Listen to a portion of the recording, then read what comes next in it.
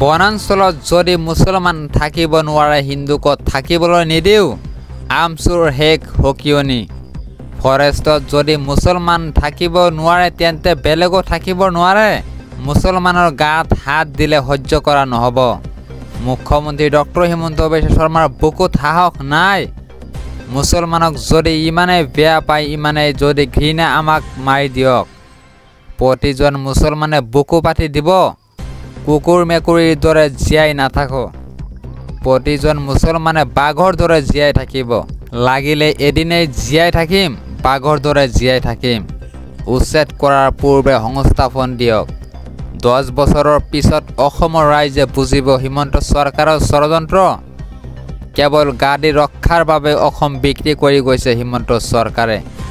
এইখন অসমত হিমন্ত বিশ্ব শৰ্মাৰ যিমান অধিকাৰ আছে মুছলমানৰো সিমান অধিকাৰ আছে বিজেপি চৰকাৰৰ পাপে চুব আমি হিন্দু মুছলমান বুজি নাপাওঁ আমি মানুহ আৰু মানৱতা চিনি পাওঁ অসমীয়া জাতিক ধানবান কৰি পেলাব বিচাৰিছে বিজেপিয়ে এইদৰে উদাত্ত ভাষণ দিয়ে আমচুৰ সভাপতি ৰেজাউল কৰিম চৰকাৰে আজিৰ পৰৱৰ্তী গুৰুত্বপূৰ্ণ খবৰ বিদ্যালয়সমূহক লৈ আহি গ'ল নতুন নিৰ্দেশনা উৎকট গৰমৰ বাবে ৰাজ্যত সলনি হ'ল পাঠদানৰ সময়সূচী বিদ্যালয়সমূহক লৈ আহি গ'ল নতুন নিৰ্দেশনা 1 আগষ্টৰ পৰা পুনৰ আৰম্ভ হ'ব পাঠদান উৎকট গৰমৰ বাবে ৰাজ্যত সলনি হৈছে পাঠদানৰ সময়সূচী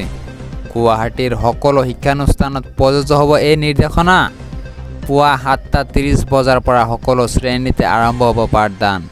ছুটিৰ ক্ষেত্ৰতো শ্ৰেণী অনুসৰি থাকিব তাৰতম্য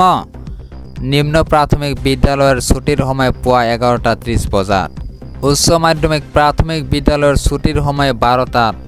আৰু মাধ্যমিক পৰ্যায়ৰ শিক্ষানুষ্ঠানত পাঠদান চলিব দুপৰীয়া 1 বজালৈ কামৰূপ মেট্ৰৰ ISDO দীপিকা চৌধুৰীৰ এয়া নিৰ্দেশনা জাৰি আজিৰ পৰৱৰ্তী গুৰুত্বপূৰ্ণ খবৰ নন্দিনী কাশ্যপৰ গাড়ীৰ খুন্দাত আহত সামিউল হকৰ মৃত্যু এই মুহূৰ্তে পইচা আন এটা বিগ ব্ৰেকিং নিউজ নন্দিনী কাশ্যপৰ গাড়ীৰ খুন্দাত আহত সামিউল হকৰ মৃত্যু এপল হস্পিটালত মৃত্যু হয় সামিউল হকৰ নন্দিনী কাশ্যপৰ বাহনৰ খুন্দাত গুৰুতৰভাৱে আহত হৈছিল সামিউল হক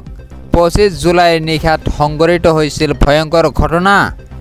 GMCHৰ পৰা এপল হস্পিটাললৈ স্থানান্তৰ কৰা হৈছিল সামিউল হকক চিকিৎসাধীন অৱস্থাতে মৃত্যু হয় সামিউল হকৰ বৰ্তমানো মুক্ত আকাশৰ তলত নন্দিনী কাশ্যপ আজিৰ পৰৱৰ্তী গুৰুত্বপূৰ্ণ খবৰ ই-ৰিক্সা চালক লৈ আহি গ'ল 12টা ডাঙৰ নিৰ্দেশনা নিয়ম নামানিলে ভৰিব লাগিব জৰিমনা ই-ৰিক্সা চালক লৈ আহি গ'ল 12টা ডাঙৰ নিৰ্দেশনা নিয়ম নামানিলে ভৰিব লাগিব জৰিমনা 1 নম্বৰ নিয়মটো হৈছে সকলো ই-ৰিক্সা চালকে পৌৰসভাই যোগান ধৰা নম্বৰ প্লেট লগাব লাগিব 2 নম্বৰ নিয়মটো হৈছে নগাঁও পৌৰসভা এলেকাত পৌৰসভাৰ দ্বাৰা অনুমোদিত ই-ৰিক্সাৰ বাহিৰে অন্য ই-ৰিক্সাৰ চলাচল নিষেধ 3 নম্বৰ নিয়মটো হৈছে পুৱা 5 বজাৰ পৰা নিশা 9 বজালৈকেহে চলাব পাৰিব ই-ৰিক্সা 4 নম্বৰ নিয়মটো হৈছে প্ৰতিখন ই-ৰিক্সাৰ সোঁফালে গ্ৰিলেৰে বন্ধ কৰা হ'ব লাগিব আৰু ব্ৰেক হৰ্ণ লুকিং গ্লাছ থাকিব লাগিব 5 নম্বৰ নিয়মটো হৈছে ই-ৰিক্সাসমূহৰ আগফালে আৰু পিছফালে হালধীয়া ৰিফ্লেক্টৰ টেপ লগাব লাগিব 6 নম্বৰ নিয়মটো হৈছে ই-ৰিক্সা চালকে নিচাযুক্ত দ্ৰব্য সেৱন কৰিব নোৱাৰিব অন্যথা বাতিল হ'ব পাৰে অনুজ্ঞাপত্ৰ 7 নম্বৰ নিয়মটো হৈছে চালকৰ বাহিৰে চালকৰ আসনত অন্য যাত্ৰী বহিব নোৱাৰিব মুঠ 5 জন যাত্ৰীহে কঢ়িয়াব পাৰিব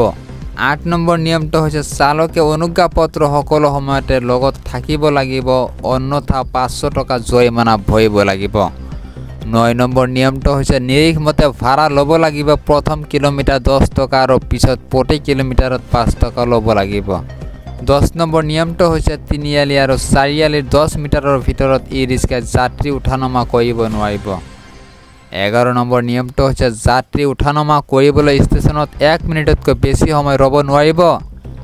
12 নম্বৰ নিয়মটো হৈছে ই-ৰিক্সাৰ বাবে চহৰত কোনো নিৰ্দিষ্ট পাৰ্কিং স্থান নাথাকিব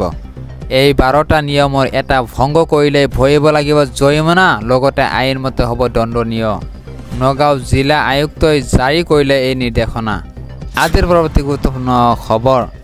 দয়া নাই ক্ষমা নাই নীতিৰে একশ্যন অব্যাহত আছে পুনৰ 389 বিঘা ভূমিত চলিব উচ্ছেদ অভিযান বেদখলকাৰীৰ বিৰুদ্ধে দয়া নাই ক্ষমা নাই নীতিৰ একশ্যন এইবাৰ চামগুৰিৰ বেদখলকৃত এলেকাত চলিব বৃহৎ উচ্ছেদ 200ৰো অধিক পৰিয়ালৰ বাসগৃহত পৰিব প্ৰশাসনৰ হাতৰা প্ৰায় 389 বিঘা বেদখল কৰা ভূমি চলিব বুলডোজাৰ চামগুৰিৰ বেলগুৰিত গ্ৰেজিং ৰিজাৰ্ভৰ বেদখলকৃত ভূমিত হ'ব উচ্ছেদ ইতিমধ্যে প্ৰশাসনৰ তৰফৰ পৰা জাৰি কৰা হৈছে জাননী উচ্ছেদৰ জাননী লাভৰ পিছতে ঘৰ এৰিছে বেদখলকাৰীয়ে